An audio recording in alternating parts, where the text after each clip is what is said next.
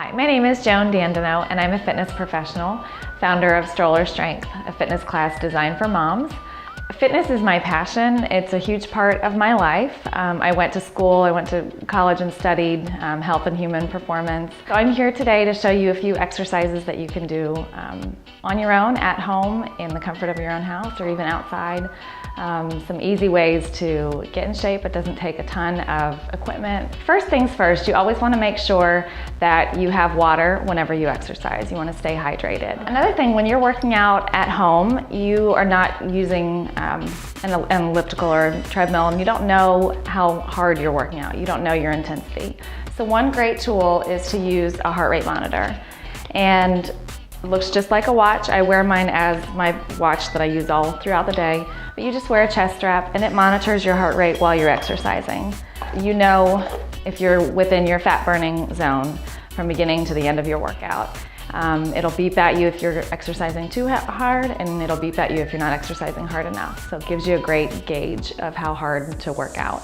And then at the end, it tells you how many calories you burned. So each time it's very motivating to try to reach a certain number of calories. Another nifty tool we'll be using today is the Fitball Mini. This is a $10 piece of equipment, very useful, easy to use, doesn't take up much space in your house. It doesn't weigh anything, it's just a squishy ball. It's going to help us engage our core a little bit more. We'll also be using some dumbbells today. These are 8-pounders. I suggest starting with about 3 or 5 pounds and then working your way up, maybe to 10s or even 12s eventually. And finally, just your basic yoga mat.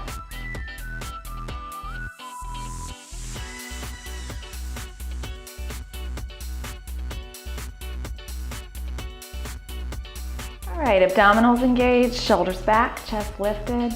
Exhale as you press, inhale as you release.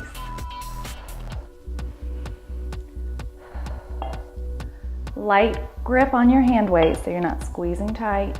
Really focusing on your shoulders, doing the motion, doing the work.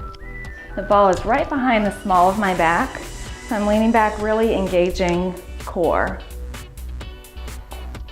To increase intensity on this one, you could lift one leg and then the other. Okay, so you're gonna squat down, stand up and curl. Squat down, stand up and curl. So the ball is in between my knees. I'm squeezing in on it, also working inner thighs. Anytime you do a squatting motion, you wanna make sure that your knees stay directly over your ankles, and that your hips sit back as if you were sitting into an imaginary chair.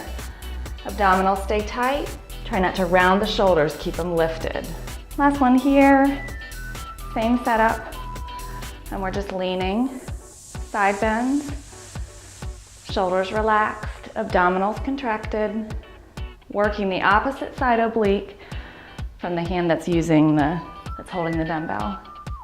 Shoulders back, chest lifted, tummy's tight. Okay, the next one, I'm gonna roll back. So the ball is in between my shoulder blades, relaxing back, chin up off my chest. Starting out, palms together, a little bend in my elbows, coming out, squeezing together. Hands by your sides, coming down and up. Dropping heels to the floor, squeezing in on the ball at all times. So you're also working your inner thighs. And then the lower body move. Feet are planted, heels close to your hips, squeezing in on the ball, lifting and lowering. Lift and lower. To add intensity on this one, you could lift one leg, lift and lower, trying to stabilize the ball, squeezing in on it. That would be focusing on one leg, and then switch to focus on the other.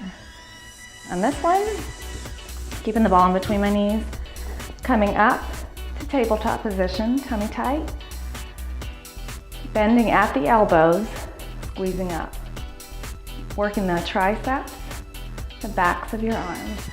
Okay, and setting up for the lower body exercise, tummy's tight, hips lifted. This time you'll be dropping the hips, squeezing the glutes.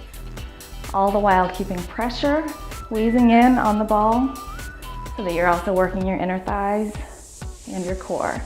So on this one, my arms are staying straight, squeezing through the hips. Okay, and then placing the ball right behind your back, hands behind your head, chin up off your chest. Exhale as you lift, inhale as you lower.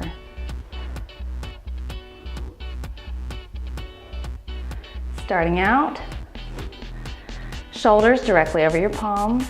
We'll come down, up, and then roll the ball to the other side. Okay, so your ball is right above your hip, where that natural bend in your spine is. Opposite arm comes out. We're lifting elbow to the opposite hip, squeezing as you lift, working your obliques. Try and flatten your stomach. Exhale as you lift, inhale as you lower. And last one, squeezing in on your ball, stacking your hips, stacking your ankles, and lifting as one motion from your feet to your hips. This is working more obliques and also outer thigh and inner thigh. Okay, great job, great workout. If you wanted to kick it up a notch for next time, you can always add cardio in with your strength training, and that's just called circuit training. Basically, you'd be raising your heart rate and then dropping it down, doing your strength exercises, and then taking your heart rate back up again, doing some cardio exercises.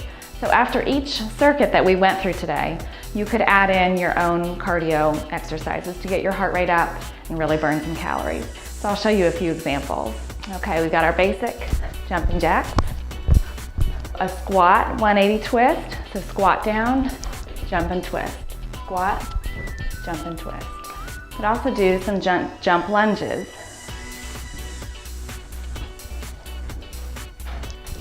You can also take it down and do some mountain climbers.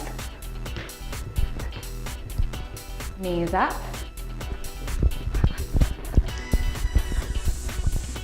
Heels up. Don't forget to always refuel after exercise, and always drink your water, stay hydrated, make sure you stretch, and try to do something active every day.